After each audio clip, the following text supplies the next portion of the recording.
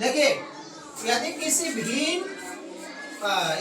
भिन्न के अंश तथा हर में 2 जोड़ दिया जाए तो वह 9/11 हो जाती है, और यदि अंश और हर दोनों में 3 जोड़ दिया जाए तो 5/6 हो जाती है ना। क्वेश्चन जो है ना कह रहा अंश और हर दोनों में 2 जोड़ दिया जाए, तो सबसे पहले इसको मानेंगे, है ना, थोड़ा सा लंबा जाएगा।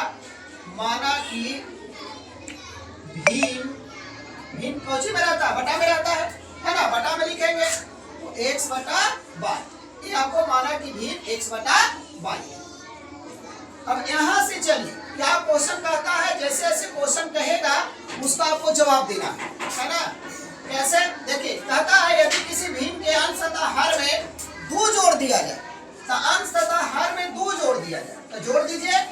अंश और हर दोनों में क्या किया, 2 हम जोड़ दीजिए, जोड़ दिए। उसके बाद क्या हो जाता है, 9/11 हो जाता है, 9/11 हो जाता है, ठीक है ना। अंश और हर दोनों में 2 जोड़ दिया जाए तो भिन्न 9/11 हो जाता है। क्लियर, समझ गए यहाँ तक, समझ गए ना। अब उसके बाद जो है इसको क्या कीजिएगा, ऐसे गुना कीजिएगा, क्रॉसिंग गुना कीजिएगा, तिरछे तिरछे।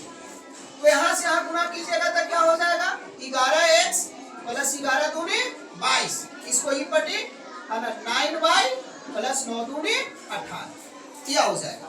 अब देखिए इसको ई पटी लाइएगा, इसको ई पटी लेकर के चल जाइएगा, तो हो जाएगा 11x - 9y = 18 घटा 22, यानी कितना हो जाएगा, 11x 9y = -4।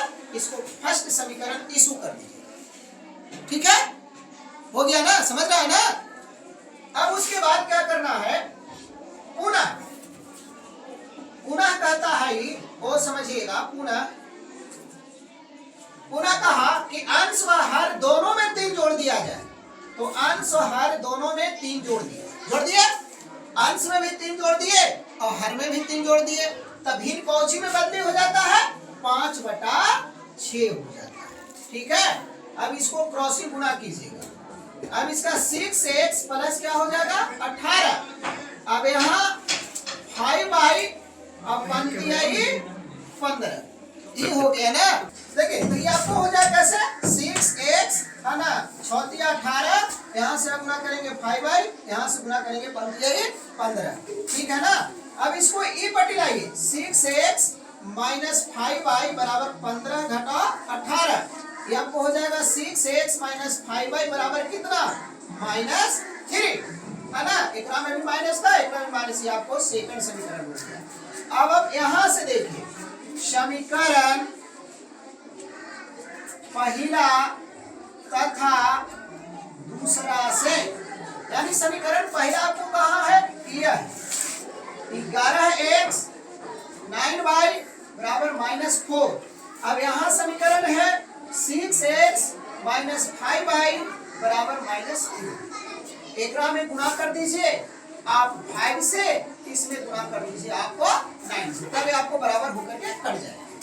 तो 11 × 5 = 55x और 9 × 5 = 45y बराबर क्या, 5 × 4 = 20।